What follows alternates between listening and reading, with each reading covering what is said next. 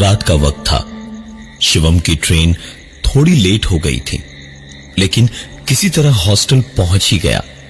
सामान वगैरह रखकर सुस्ताया ही होगा थोड़ा सा कि हॉस्टल में चहल पहल मच गई बुरी तरह कि सीनियर्स ने बुलाया है ऊपर छत पर।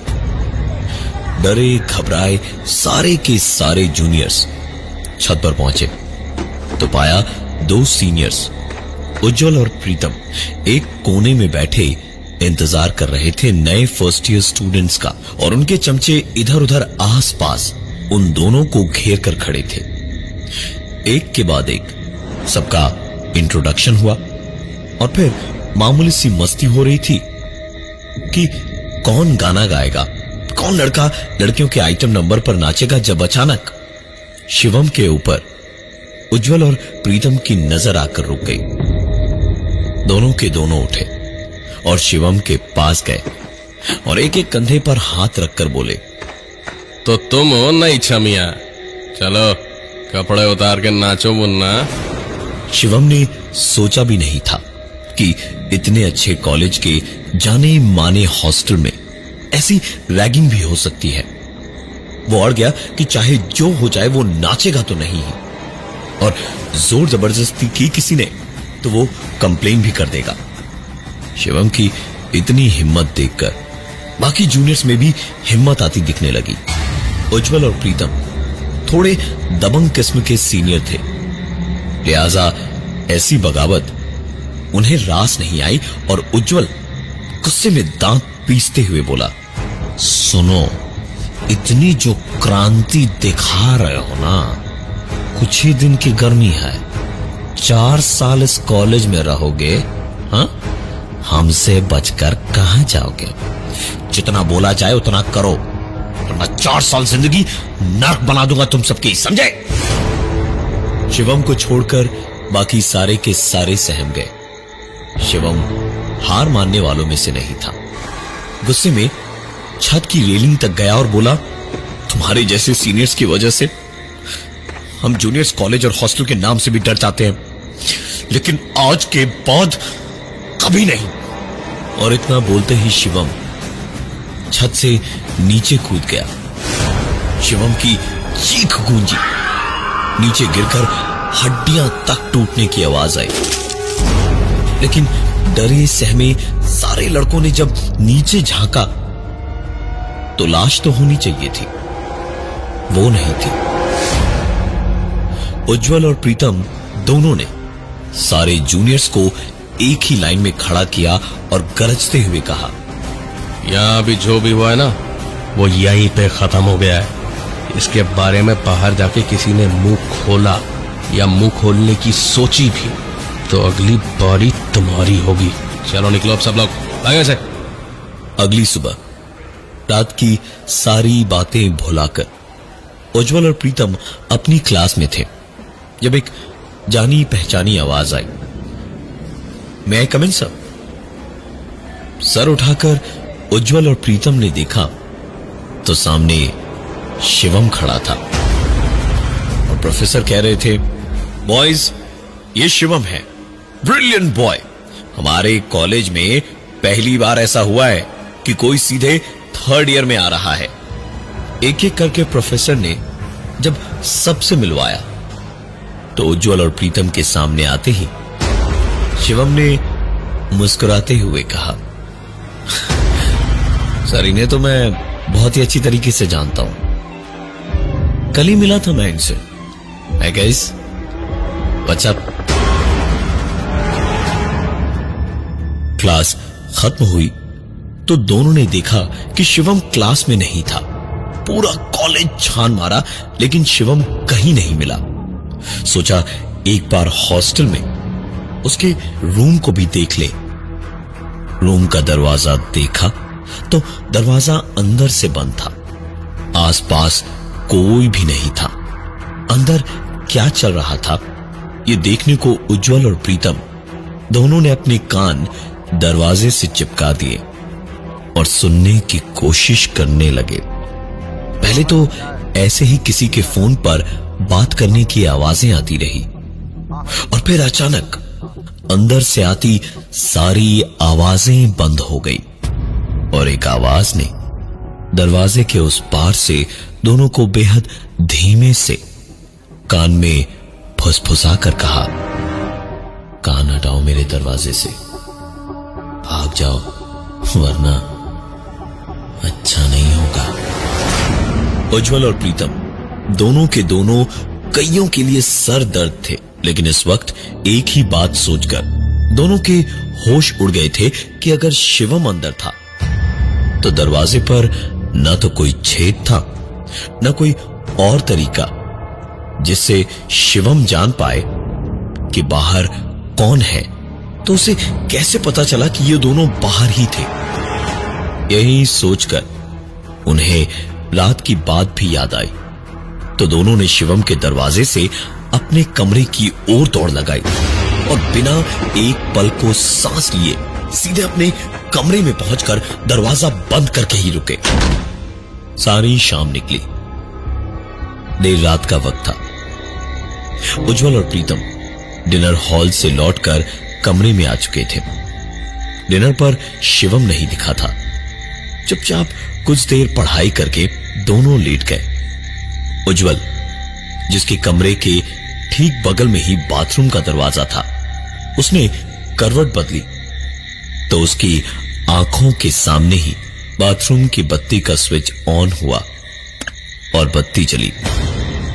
उज्जवल को नींद में तो लगा कि शायद प्रीतम गया होगा, लेकिन तभी उसकी स्विच पर जमी हुई आंखें चौड़ी हो गई जब उसने देखा कि बाथरूम का स्विच अपने आप ऑफ हो गया। उज्जवल घबराया तो जरूर, लेकिन फिर उज्जवल ने उठकर हाथ रखकर स्विच को बार बार ऐसे ऑन ऑफ होने से रोकने के लिए उस पर हाथ रखा ही था जब उज्जवल को साफ समझ आया कि उसके हाथ के ऊपर किसी और का हाथ था और धीमे धीमे उस हाथ का दबाव बढ़ता जा रहा था, जिससे कि अब स्विच चटकने लगा था और देखते ही देखते छोटा सा वो स्विच बोर्ड टूटा और उज्जवल का हाथ सीधा जाकर नंगी तारों पर लगा और बिजली के झटकों से चीखता हुआ उज्जवल वहीं चिपक गया। उज्जवल को बाथरूम की लाइट की स्विच से ऐसा बिजली का झटका लगा कि उज्जवल उसी से चिपक कर बुरी तरह से झुलस गया। उज्जवल को आनन फानन में हॉस्पिटल ले जाया गया। उसकी सांसें नहीं आ रही थी, बेहद बुरे हाल में था वो। किसी तरह उसको वेंटिलेटर पर रखा गया। अगले 48 घंटे उज्जवल को अंडर ऑब्जर्वेशन रखा जाना था। उज्जवल अपने बिस्तर पर लेटा हुआ ऑक्सीजन मास्क पहने हुए आधी बेहोशी में था शायद, जब उसकी बेहोशी में उसे सुनाई दिया, ध्यान से सुनो उज्जवल, अगर मेरे बारे में मुंह खोलने की सोची भी तो जान से मार दूंगा। उज्जवल किसी बिल्ली से डरे कबूतर की तरह पलंग पर पड़े पड़े ही परेशान हुआ जा रहा था। वैसे ही वो अधमरा था, ऊपर से और ज्यादा दिमागी परेशानी से हैरान था। अगले दिन शाम को क्लासेस वगैरह खत्म करके उज्जवल को देखने के लिए प्रीतम आया। जब वो पास आकर बैठा तो उज्जवल ने मास्क निकालकर किसी तरह बात करने की कोशिश करते हुए बोलना शुरू ही किया, बस वो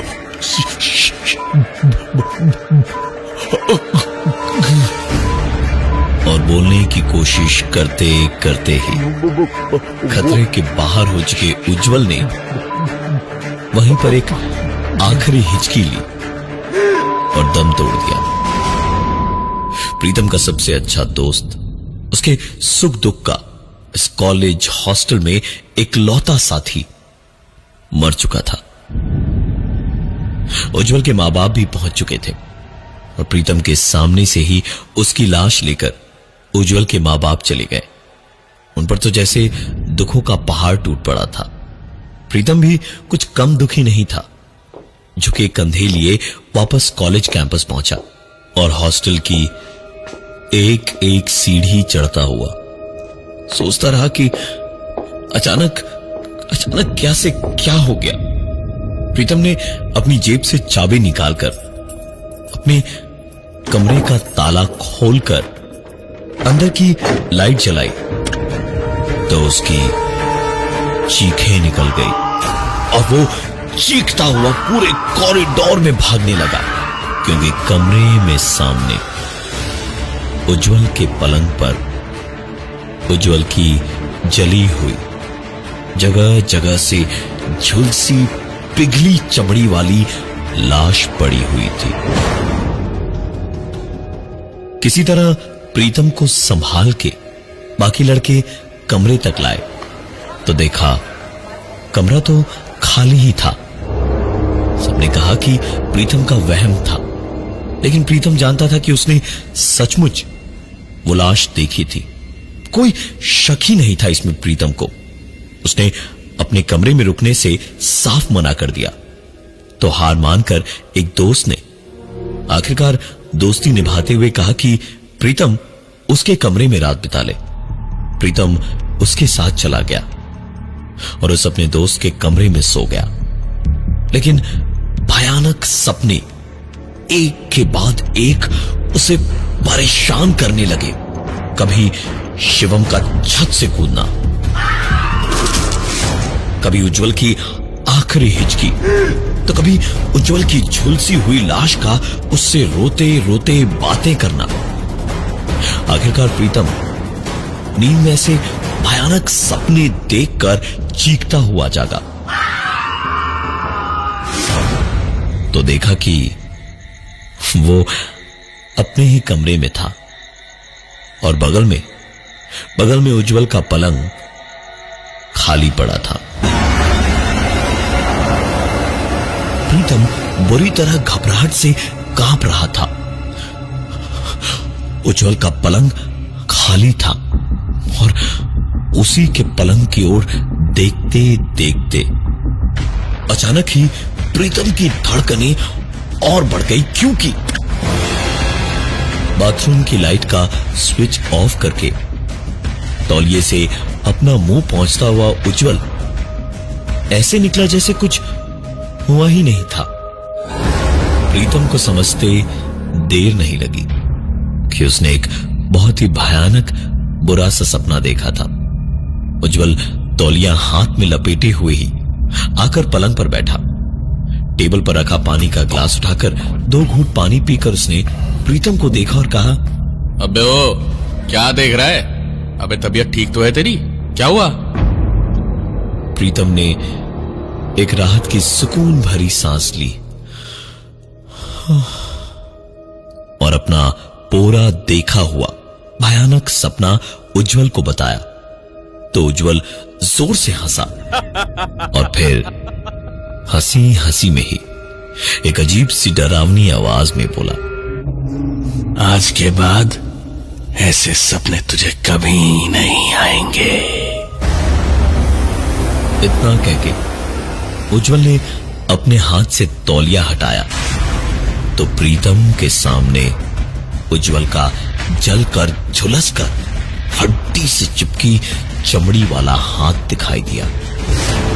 प्रीतम को अपने दिल की धड़कन पहले किसी नगाड़े की जोर जोर से बजती हुई और फिर धीमे धीमे किसी सांप के बदन के अंदर से प्रीतम के दिल में इर्द गिर्द लिपटकर उसे धड़कने से रोकने को धीमे धीमे कसता हुआ सा महसूस हुआ और प्रीतम की आंखें देखते ही देखते पथरा गईं। उसकी आंखों के सामने छा चुका अंधेरा बेहोशी का नहीं, मौत का था।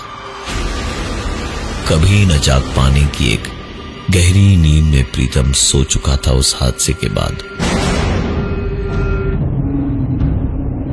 हॉस्टल में हाहाकार मच गया प्रीतम की लाश को देखने के लिए। शिवम के बारे में पता किया गया तो वहां से मिली खबर ने सबको चौंका दिया, क्योंकि शिवम के पिताजी का कहना था कि शिवम तो कभी हॉस्टल पहुंचा ही नहीं। शिवम का एक ही सपना था जिंदगी में कि वो उसी कॉलेज में पढ़ेगा, उसी हॉस्टल में रहेगा।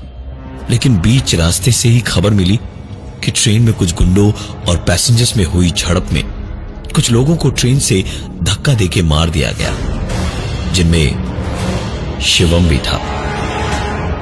जीते जी तो अपने सपने को जी न सका शिवम, लेकिन मर के न सिर्फ अपने उस सपने को पूरा किया, बल्कि उज्जवल और प्रीतम जैसे सीनियर्स के दिल में वो डर भी बैठा दिया, जिससे आज की तारीख में देश में एक इंजीनियरिंग कॉलेज ऐसा है जहां हॉस्टल में कोई रैगिंग नहीं होती, क्योंकि शिवम कभी भी कहीं भी उस कॉलेज कैंपस और हॉस्टल में लोगों को चलता फिरता दिखाई दे जाता है।